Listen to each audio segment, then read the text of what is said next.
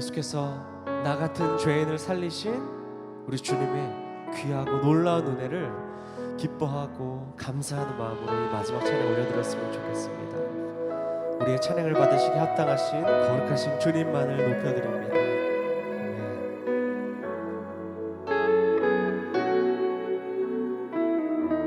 나 같은 죄인 살리신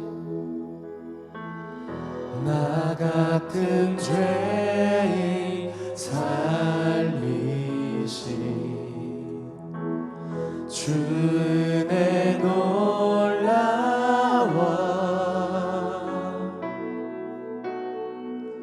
잃었던 생명 찾았고 광명을 얻었네. 큰 죄악에서 건지신 큰 죄악에서 건지신 주 은혜 고마워.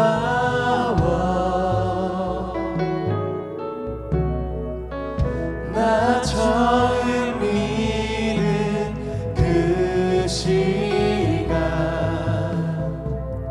귀하고 귀하다. 주 찬양 주 찬양 주 찬양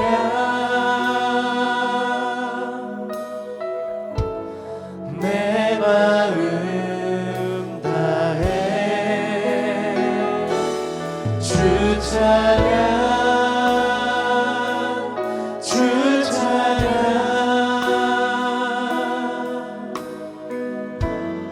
내 생명 다해. 나 같은 죄인 살리신 나 같은 죄인 살리신 주 은혜 놀라워 잃었던 생명 찾았다. 잃었던 생명 찾았고 광명을 얻었네. 큰 죄악에서 건지신 큰 죄악에서 건지신 주 은혜 고마워.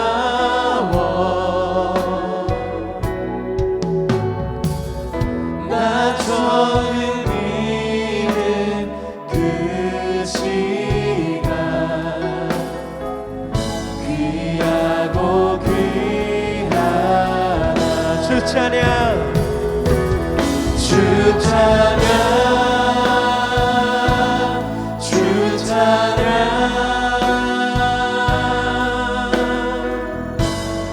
내 마음 다해 주 찬양 주 찬양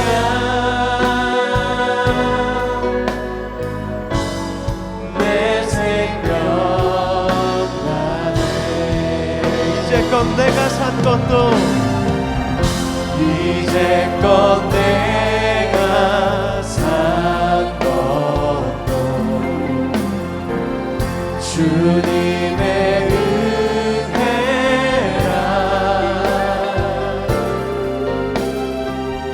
또 나를 찾아오냐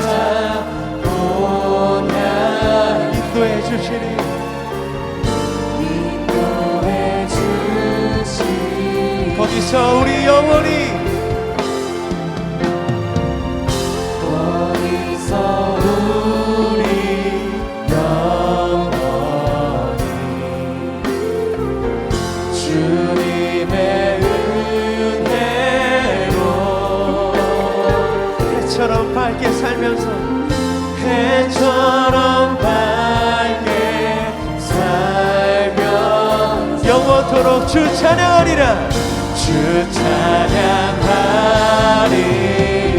왜 주 찬양 주 찬양 주 찬양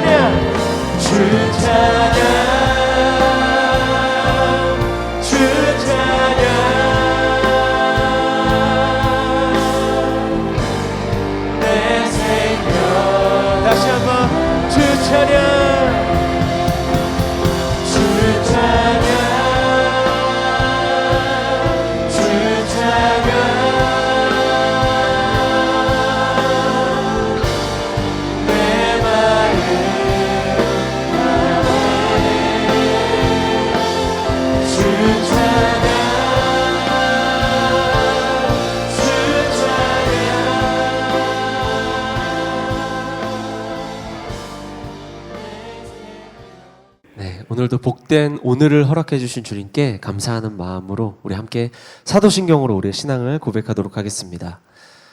전능하사 천지를 만드신 하나님 아버지를 내가 믿사오며 그 외아들 우리 주 예수 그리스도를 믿사오니 이는 성령으로 잉태하사 동정녀 마리아에게 나시고 본디오 빌라도에게 고난을 받으사 십자가에 못 박혀 죽으시고 장사한 지 사흘 만에 죽은 자 가운데서 다시 살아나시며 하늘에 오르사 전능하신 하나님 우편에 앉아 계시다가 저리로서 산자와 죽은 자를 심판하러 오시리라.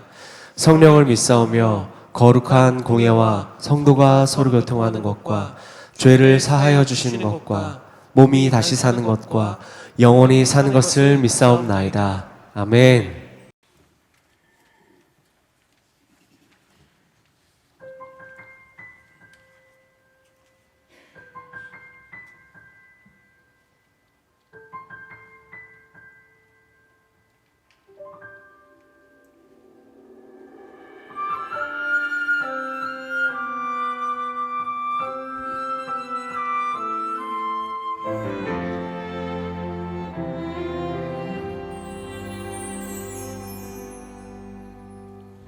이 땅에 동과 선한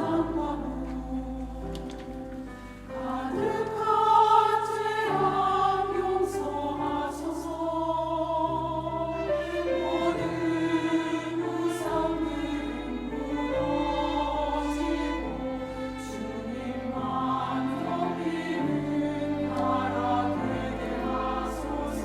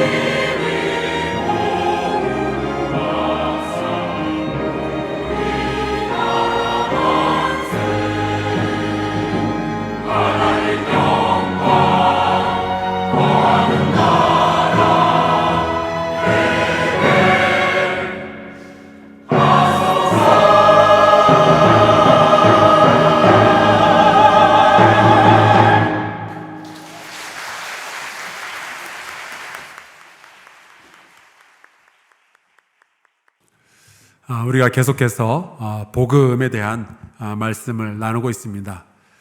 복음은 어렵게 생각하지 마시고요. 듣고 나면은 너무나도 기뻐서 감격하고 감사할 수밖에 없는 그러한 소식, 그러한 이야기죠.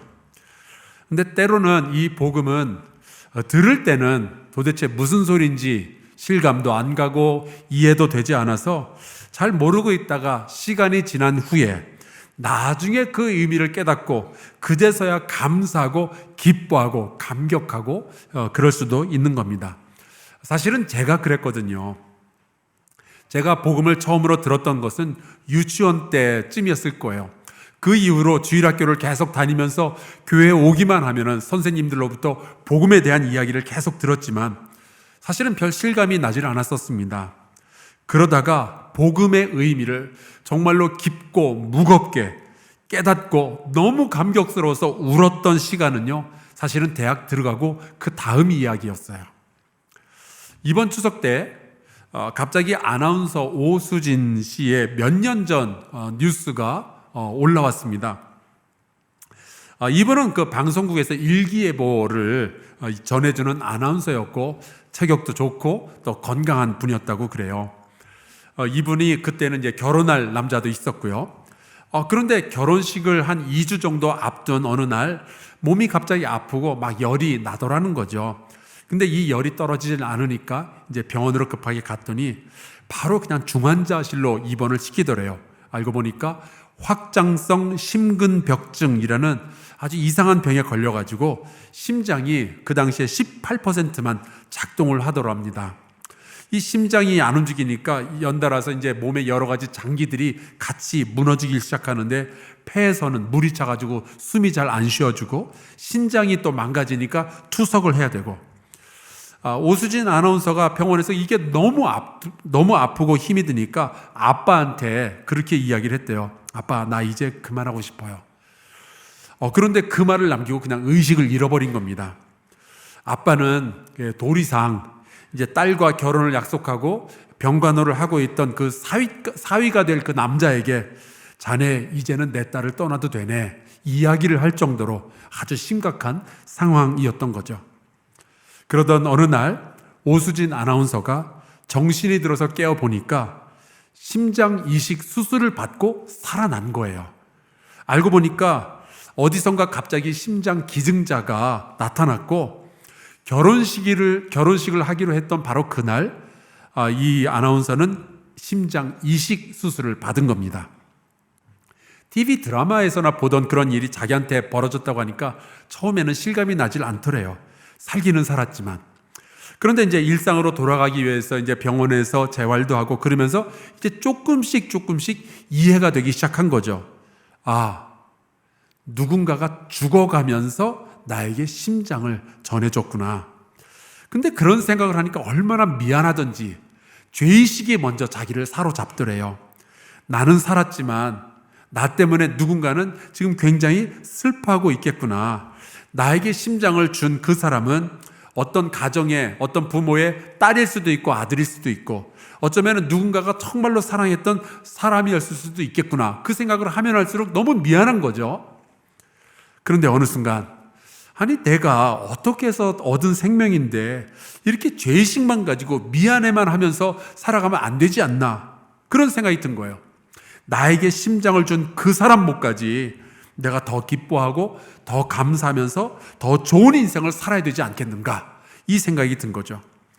그래서 그때부터 이제 힘을 내어가지고 열심히 살기 시작했는데 지금은 자기가 번 돈 기증도 많이 하고 또 한국 장기기증협회 홍보대사가 되어서요.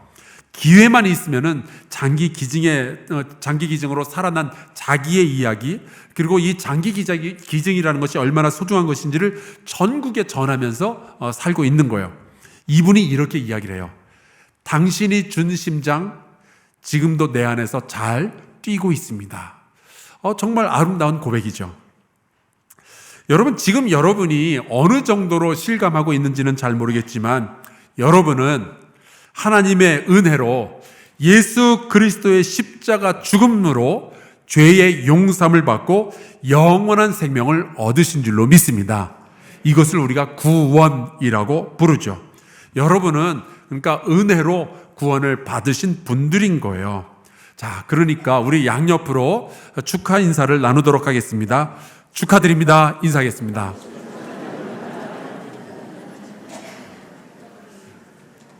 여러분, 이게 복음인 거예요. 축하할 만한 소식이 우리에게 있는 겁니다. 여러분은 축하받으실 자격이 있어요. 근데 만약에 아직도 이 복음이 나에게 실감이 나지 않고 그 의미를 깊게 깨달은 적이 없다면 언젠가는 그런 날이 찾아오게 될 겁니다. 그러면은 그 복음의 의미를 깨닫는 순간부터는 그럼 이제 나는 어떻게 살아야지? 이 생각을 하게 되는 거죠. 사도 바울은 예수 믿기 전에 자기가 얼마나 못된 사람이었는지를 잘 알고 있으니까 이 구원의 복음이 얼마나 소중한지, 이 거듭남의 복음이 얼마나 감사한지를 아주 두고두고 죽을 때까지 묵상하고 감격하고 감사하면서 살았던 사람이었어요. 그런데 이 복음이라는 것은 내가 구원받아서 너무 좋다, 고맙습니다, 이 말만 하고 끝날 일은 아니잖아요. 구원받은 나는 이제 앞으로는 어떻게 살아야 할까에 대해서도 고민을 해야죠. 구원의 복음을 받은 사람은요, 그저 죄 용서받고 거듭나서 천국 간다라는 간단한 이야기로 인생이 요약되질 않습니다. 왜냐하면 우리는 구원받고 바로 천국 가는 것이 아니라 복음을 받은 후 죽을 때까지 어떤 사람은 5년 살고 어떤 사람은 10년 살고 저 같은 사람은 복음을 받은 후에 벌써 50년이 넘도록 지금 살아가고 있는 거잖아요. 여러분, 우리는 구원받은 후에 죄가 많은 이 땅에서 계속 살아야 됩니다. 그래서 우리 구원받은 사람은요, 이 땅에서 성화라는 과정을 거쳐야만 하는 거죠. 구원은 거듭남과 성화, 그리고 죽어서 천국 가는 것까지를 전부 포함하는 굉장히 큰 단어인 거예요. 예수님의 죽으심으로 내가 살았다면 나는 이제부터 어떻게 살지 우리가 고민을 해봐야 되지 않겠습니까? 누구는 심장 이식 받은 후에 당신이 주신 심장 지금도 내 안에서 잘 뛰고 있습니다, 이런 고백을 하는데, 우리는 주님께서 내게 주신 이 생명 지금도 잘 사용하고 있습니다, 이런 고백을 할 수 있어야 되지 않겠어요? 그런데 오늘 우리가 함께 읽은 이 로마서 7장의 말씀을 읽어보면요, 바울의 상황이 굉장히 심상치 않다는 것을 우리가 볼 수 있습니다. 이 사도 바울이 이런 말을 하죠. 내 안에 선을 행하는 것은 없노라.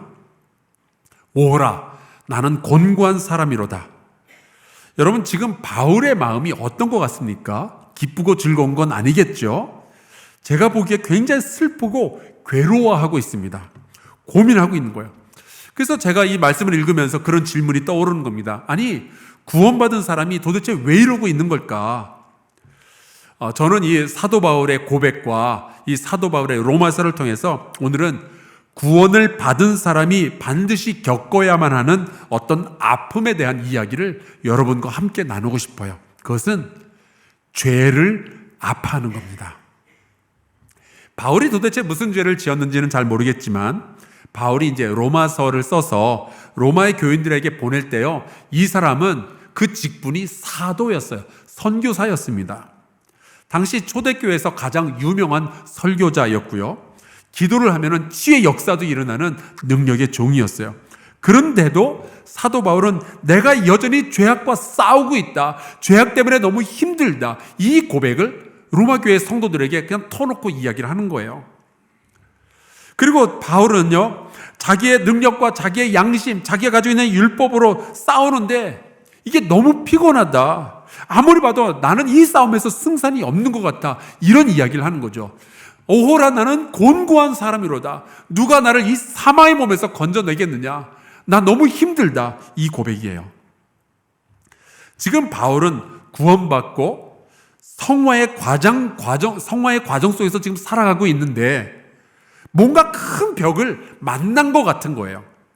도저히 자기 힘으로는 건너갈 수 없는 어떤 강을 만나가지고 지금 쩔쩔매면서 이 이야기를 하고 있는 거죠.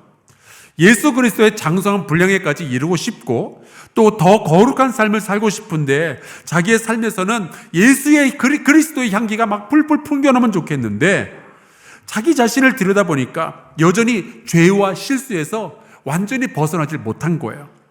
은혜로 구원받았는데 아직도 죄를 지으니까 그게 너무 괴로운 거죠. 사실 여러분, 우리가 살다 보면 여러 가지 괴로움들을 겪게 되잖아요. 어쩌면은 지금도 괴로움 가운데 계시는 분들도 있을 수 있고요. 저도 괴로움을 많이 겪어봤죠. 한 번은 이 흰머리 때문에 괴로움을 겪은 적도 있습니다. 예전에 제 아들을 데리고 여기 그 이마트에 갔는데 자전거가 이렇게 잔뜩 이렇게 진열이 되어 있는 거예요. 그래서 그 옆에 이제 제 아들하고 막내 아들하고 같이 지나가는데 자전거 파는 아줌마가 제 아들 보고 야, 자전거 사달라고 할아버지한테 졸라 그러는 거예요. 기가 막혀서. 아니, 그런 센스를 가지고 무슨 장사를 하겠어요. 상처를 입었습니다. 또 한 번은 크리스마스 때인데 어린이들이 이 앞에서 이제 공연을 하고 있었고, 그때 제 아들이 저 피아노 뒤에 이제 앉아 있었거든요. 그리고 저는 그 뒤에 앉아 있었고, 근데 교회에서 어떤 아이가 제 아들 옆으로 쪼르륵 오더니 그러는 거예요. 야, 황성수 목사님이 네 아빠냐? 그랬더니 아들이 그렇다고 그랬더니 이 아이가 한다는 소리가 야, 나는 목사님이 네 할아버지인 줄 알았어. 그러는 거예요. 아니, 제가 그런 이야기를 들으면 마음이 괴롭죠. 그런데 다른 종류의 괴로움들도 얼마나 많이 있는지 모릅니다. 요즘 젊은이들 참 많이 괴로워한다고 그래요. 직장 때문에, 결혼 때문에, 집을 구할 방법이 없어서, 미래의 소망이 없어서. 그래서 한국 젊은이들 가운데 10명 중 4명이 우울증 증세를 가지고 있거나 혹은 우울증 때문에 약을 먹고 있다고 그러죠. 그래요. 얼마 전에는요, 남들은 다 잘 되고 잘 나가는 것 같은데 자기만 맨날 뒤처져 있는 것 같으니까 그게 너무 괴로워서 이게 분노로 이어지고 이제는 내가 아무라도 좀 죽여야 속이 풀리겠다. 그러면서 칼을 들고 길거리를 방황하던 사람도 있었잖아요. 참 우리는 여러 가지 괴로움을 안고 이 세상을 살아갑니다. 그런데 바울은 우리랑은 차원이 다른 괴로움을 가지고 있는 거예요. 이 사람은 죄가 너무 괴로웠습니다. 죄를 없앨 수가 없어서, 더 거룩해질 수가 없어서 크게 괴로운 거예요. 죄는 하나님이 싫어하시는 거 너무나도 잘 알고 있는데, 죄는 그 모양이라도 버려야 된다는 것을 너무나도 잘 알고 있는데 이거를 가지고 있으니까 너무 힘이 드는 거죠. 나의 죄 때문에 예수께서 날 위해서 십자가에 달려 죽으셨고 그분의 희생으로 나의 죄가 깨끗함을 받았는데 그 죄를 내가 또 짓고 있다니, 이게 너무 마음이 아픈 거예요. 그런데 여러분, 저는 이 말씀을 읽는 가운데 이런 생각을 가지게 되었어요. 여러분, 성도는요, 구원받은 성도는요, 자기의 죄에 대해서 아파할 수 있어야 됩니다. 요즘 보면 죄에 대해서 무감각한 사람들이 얼마나 많이 있는지 모르겠어요. 하도 오랫동안 죄를 지어서 그런지 이젠 죄악의 달인이 된 것 같아요. 죄악이 더 이상 아프지 않은 사람들, 아무렇지도 않게 거짓말하는 정치인들은 왜 그렇게 많으며, 아무렇지도 않게 폭력을 행사하고 음란에 빠져드는 젊은이들은 왜 그렇게 많은지, 죄를 죄로 여기지 아니하고 죄를 아파하지 않는 사람들이 얼마나 많아졌는지 모르겠어요. 심지어 예수 믿고 구원받은 사람들조차 교회 다니고 있으면서도 죄를 짓고 괜찮다라고 여기는 사람들이 간혹 보이기도 합니다. 여러분, 거룩한 아픔을 지닐 수 있게 되기를 주의 이름으로 축원합니다. 죄를 아파하는 것은요, 오히려 하나님의 은혜예요. 이 아픔을 가지고 있어야 우리가 성화의 길로, 거룩함의 길로 걸어갈 수가 있는 거죠. 여러분, 죄에 대한 이 아픔의 감각을 회복하시기를 주의 이름으로 축원합니다. 죄가 가까이 있으면은 아파해야죠. 괴로워해야죠. 탐욕을 부렸을 때 아파하고 하나님 앞에서 기꺼이 감사하지 못하는 자기 자신의 모습을 보면서 괴로워해야죠. 나는 왜 즐거움으로 11조를 드리지 못하는가? 여기에 대해서 아파해야죠. 나는 왜 자꾸만 시기하고 분노하고 용서하지 못하는지, 이런 내 모습을 보면서 아파하는 그런 감각을 내가 가지고 있어야죠. 여러분, 이러한 사람들이야말로 거룩해지고 이러한 사람들이야말로 진정한 기쁨, 진정한 평화를 얻게 되는 거예요.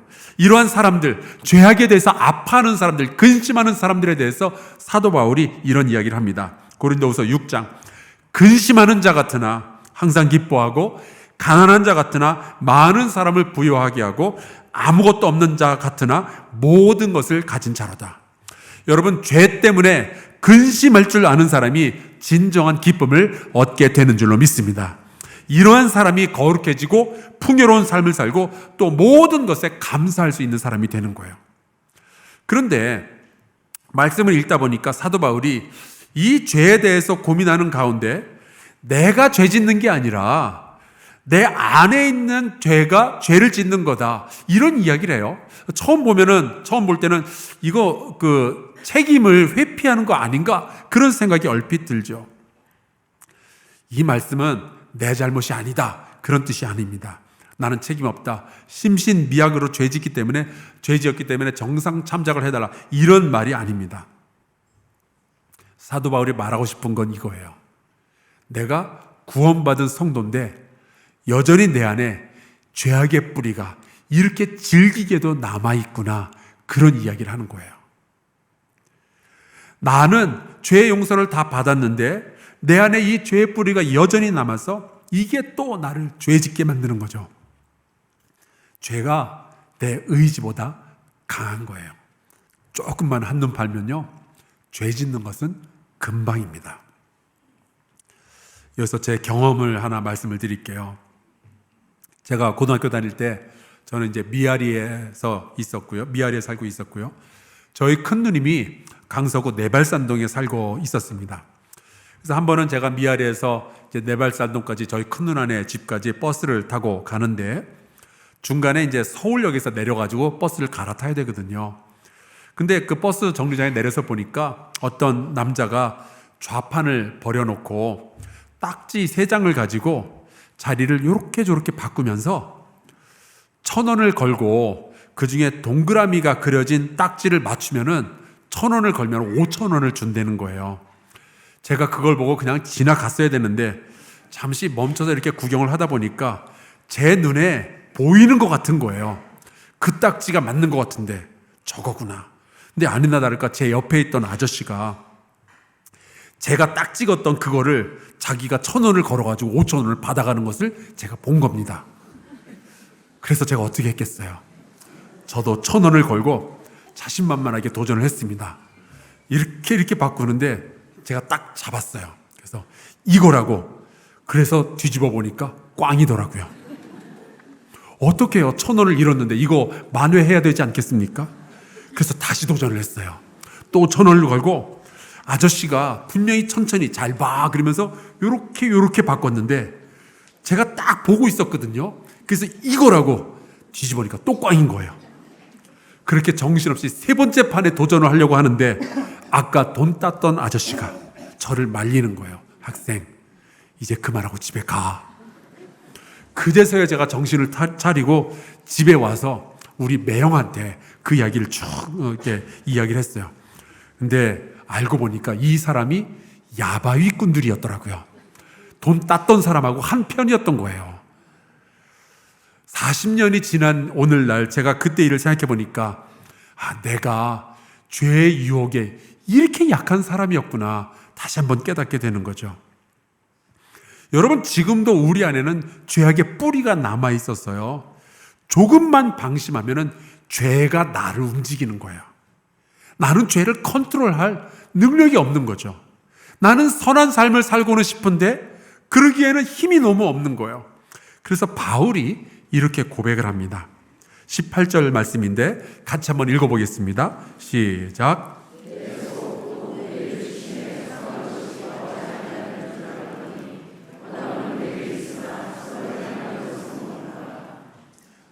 선을 행하는 것은 없노라. 여러분, 우리가 정말로 거룩한 사람이 되길 원한다면 내 안에 선한 것이 없다는 것부터 인정하고 출발하셔야 돼요. 그래서 여러분, 우리가 내 안에 이 선한 게 없으니까 뭐가 죄인지 다 아는데 죄는 여전히 내게 다가오면 나를 넘어뜨릴 수가 있는 거예요. 여러분 가운데 혹시 지난 3년 동안 코로나 걸린 분 한번 손들어 보시겠어요? 코로나 걸렸던 분? 아마 대부분 걸리셨죠? 예. 저도 3년 전에 코로나 걸렸었어요. 근데 여러분, 제가 처음으로 코로나 걸렸을 때 마스크 안 끼고 다닌 줄 아십니까? 아니요. 늘 쓰고 다녔어요. 얼마나 쓰고 다녔는지 한 번은 제가 마스크 쓴 거를 아예 까먹고 그 위에다가 커피를 마시려다가 흘린 적도 있어요. 여러분, 제가 백신을 안 맞은 줄 아십니까? 아니에요. 1차, 2차, 3차, 4차 다 맞았어요. 그것도 아스트라제네카 이런 거 말고 화이자로만 골라서 맞았어요. 제가 성골이죠. 그런데 그래도 걸리더라고요. 어디 나갔다 오면 손 소독하고 다 했거든요. 여러분, 죄는요, 우리가 무슨 방비를 해도 어차피 우리가 걸려 넘어지게 되어 있어요. 지난 8월 달에 뉴스가 있었는데 광주에서 어떤 경찰이 다른 경찰한테 체포가 됐어요. 여러분, 경찰이라면 법을 우리보다 잘 알고 있지 않겠습니까? 이 법 위반하면 어떤 벌을 받게 되는지 더 잘 알고 있지 않겠어요? 그런데 이 경찰이요, 술을 마시고 운전을 하다가 신호등에 잠깐 서 있는 사이에 잠이 들어버린 거예요. 그래서 그 뒷차에 앉아있던 운전자가 신고를 했는데 잡고 보니까 경찰인 거죠. 여러분, 죄는요, 남들보다 더 잘 알고 있다고 해서 안 짓고 그런 것이 아니더라고요. 그래서 바울이 고백을 하는 겁니다. 21절. 그러므로 내가 한 법을 깨달았노니 곧 선을 행하기 원하는 나에게 악이 함께 있는 것이로다. 바울은요, 선하게 살 의지는 있었는데 선하게 살 능력은 없었고요. 악하게 살 의지는 없었는데 악한 능력이 남아있는 거예요. 정말 운명도 이렇게 기구한 운명이 없죠. 사도 바울은 이렇게 자기의 연약한 모습을 그대로 정직하게 드러내면서 23절에 이렇게 말합니다. 내 지체 속에서 한 다른 법이 내 마음의 법과 싸워 내 지체 속에 있는 죄의 법으로 나를 사로잡는 것을 보는도다. 예전에 잡지 하나 보니까 그 미국의 옐로스톤이라는 국립공원이 아주 멋진 군공원이 있잖아요. 여기 어떤 안내원이 관광객들에게 이제 조심하라면서 안내를 한 거예요. 그 지역에는 이제 곰들이 자주 나타나는데 검은 곰은 온순해서 괜찮지만 회색 곰을 만나면 그게 그렇게 위험하다는 거죠. 그래서 매점에서 이제 방울을 하나 사가지고 이렇게 달고 다니면은 딸랑딸랑 하는 소리를 곰이 멀리서 듣고 곰이 먼저 피할 수 있으니까 그게 좋다는 거예요. 그래도 혹시 회색 곰을 만날지 모르니까 매점에 가서 최루가스, 가스총을 구입해서 들고 다니다가 쏘면은 그것도 괜찮다라고 안내를 한 거죠. 그 말을 듣고 이제 어떤 관광객이 물어본 거예요. 내가 가는 그 근처에 검은 곰, 회색 곰이 있다는 것을 어떻게 알 수 있느냐? 그랬더니 안내원이 똥을 보면 안 되는 거죠. 만약에 똥을 봤는데 나무 열매 씨앗이 보이면은 검은 곰의 똥이니까 괜찮고, 대신에 똥에서 최루가스 냄새도 나고 방울도 보이면은 그건 회색 곰이니까 도망쳐야 된다고. 여러분, 결론은요, 무슨 준비를 해도 회색 곰 만나면은 해결 방법이 없는 거예요. 죄가 그렇습니다. 우리가 아무리 벗어나려고 스스로 참선도 해보고 여러 가지 애도 써보지만 그게 일단 내 안에서 움직이기 시작하면요, 죄를 이길 방법이 없는 거예요. 그래서 사도 바울이 이런 고백을 하게 됩니다. 오호라, 나는 곤고한 사람이로다. 이 사망의 몸에서 누가 나를 건져내랴? 누가 나를 건져내랴? 바울은 죄와 씨름하는 이게 너무 힘들고 아픈 거예요. 예수님의 십자가로 구원을 받았고 사도가 되어서 복음을 전하는데 여전히 죄를 짓고 있는 자기 자신이 너무 괴로운 거죠. 근데 여러분, 다시 한번 말씀드립니다. 이 죄가 아파야 성화가 시작되는 거예요. 그런데 이 이야기를 통해서 사도 바울이 말하고 싶은 것은 구원을 받았지만 다시 죄를 지었으니까 나는 이제 망했다, 이런 이야기가 아닙니다. 죄가 나의 의지보다 더 강하기 때문에 나에게는 방법이 없다, 이런 이야기도 아니에요. 사도 바울은요, 우리 모두에게 자기가 깨달은 것을 이야기해 주는데, 누가 나를 이 사망의 몸에서 건져내랴, 누가 그럴 수 있는지 내가 알았다는 거예요. 죄를 이길 수 있는 방법, 나에게는 없지만 다른 방법이 하나 있다는 것을 깨달았다는 거죠. 우리에게는, 나는 죄를 이길 능력이 없지만 우리에게는 은혜를 베푸시는 아버지 하나님이 계시다, 이 이야기를 하는 거예요. 예수 그리스도의 능력, 예수 그리스도의 십자가의 그 능력은 내가 구원받기 이전에 지었던 모든 죄도 깨끗하게 씻어주시지만 구원받고 나서 내가 여전히 넘어지고 내가 여전히 실수할 때 그때 나를 붙들고 일으켜 세워주시며 나를 거룩함으로 인도하시는 능력이 된다. 이 이야기를 우리에게 전해주고 싶은 거예요. 그래서 사도 바울이 고백을 하죠. 누가 나를 이 사망의 몸에서 건져내랴. 그래놓고 바로 다음에 이런 이야기를 합니다. 같이 한번 읽어보겠습니다. 25절 시작. 우리 주 예수 그리스도로 말미암아 하나님께 감사하리로다. 아멘. 여러분, 죄가 아프시다면 예수 그리스도를 기억하시기를 주의 이름으로 축원합니다. 우리는 죄를 이길 수 없지만 우리가 예수 그리스도 안에 거하고 있다면 우리는 죄와 싸워서 끝내 이길 수가 있는 거죠. 나는 옛날에 구원받았으니까 이제는 아무 짓이나 해도 된다. 무감각하게 사는 것도 아니고 죄 때문에 아파하다가 인생 망가뜨리는 것도 아니고 예수 그리스도로 말미암아 죄와 싸워서 이기고 하나님께 감사의 자리로까지 우리는 나아갈 수 있는 거예요. 그런 은혜를 하나님은 지속적으로 우리에게 부어주시는 거죠. 나는 죄를 이길 수 없지만 그리스도의 은혜는 죄를 이기고 나를 여전히 거룩함으로 이끌 수가 있으니까요. 그래서 이 로마서 7장 25절 바로 다음이 로마서 8장 1절인데 1절 2절에는 이렇게 되어 있습니다. 잘 아는 말씀이죠. 같이 한번 읽어보겠습니다. 시작. 그러므로 이제 그리스도 예수 안에 있는 자에게는 결코 정죄함이 없나니 이는 그리스도 예수 안에 있는 생명의 성령의 법이 죄와 사망의 법에서 너를 해방하였습니다. 아멘.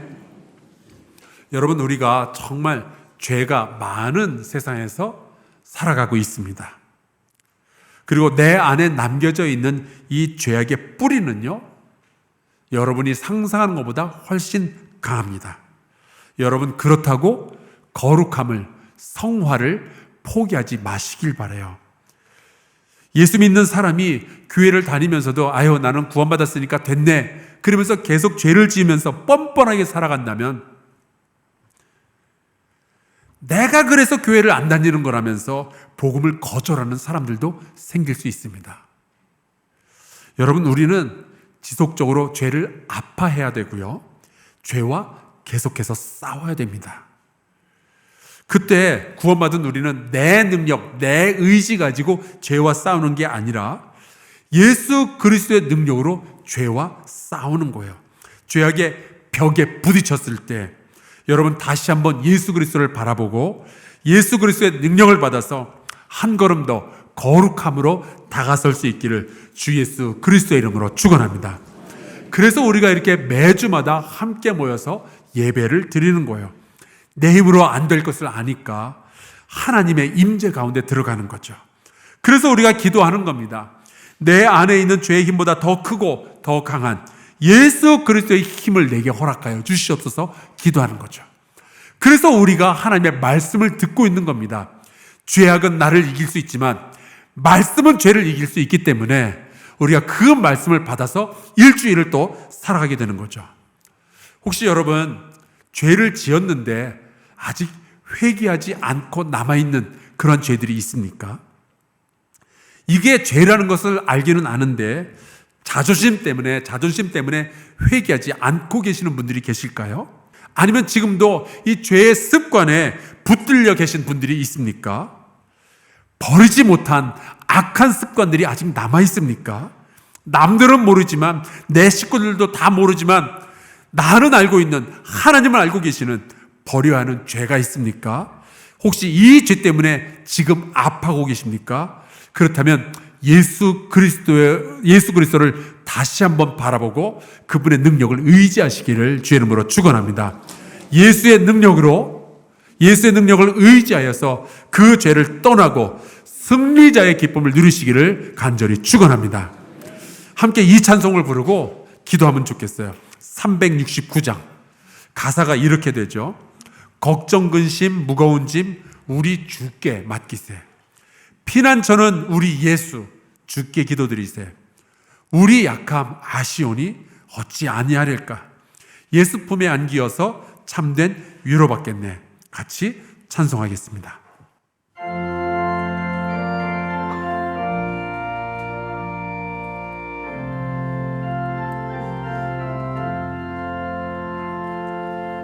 죄짐 맡은 우리 구주 어찌 좋은 친구인지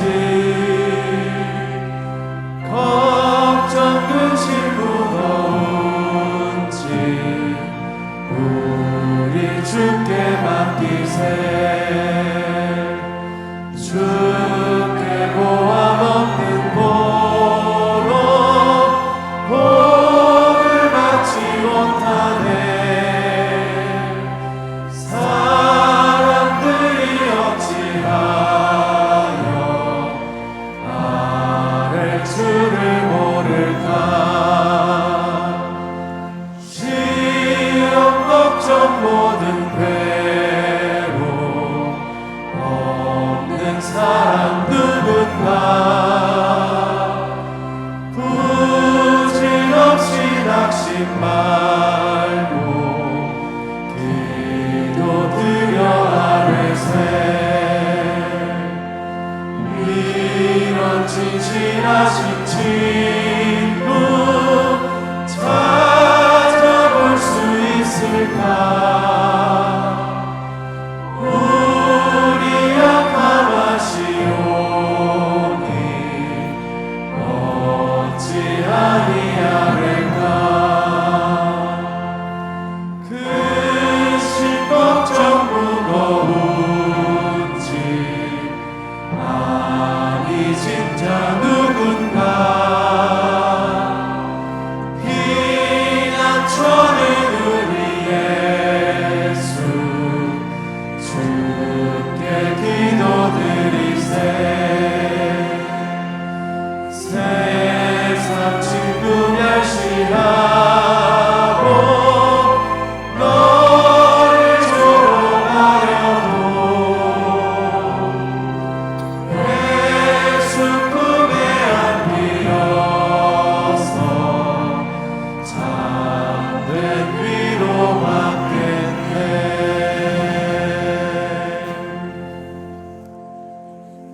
하나님 아버지, 죄의 유혹이 물처럼 많은 이 세상을 살아가는 우리 성도들을 붙들어 주시옵소서. 선한 의지는 있지만 능력이 없을 때 우리가 다시 한번 예수 그리스도를 바라보게 하시고 주님의 능력으로 죄악을 끊어내며 거룩한 걸음을 다시 걷게 하여 주시옵소서. 죄악을 아파하는 마음을 주시고 죄악과 싸워 이길 힘도 허락하여 주시옵소서. 예수 그리스도의 이름으로 기도하옵나이다. 아멘.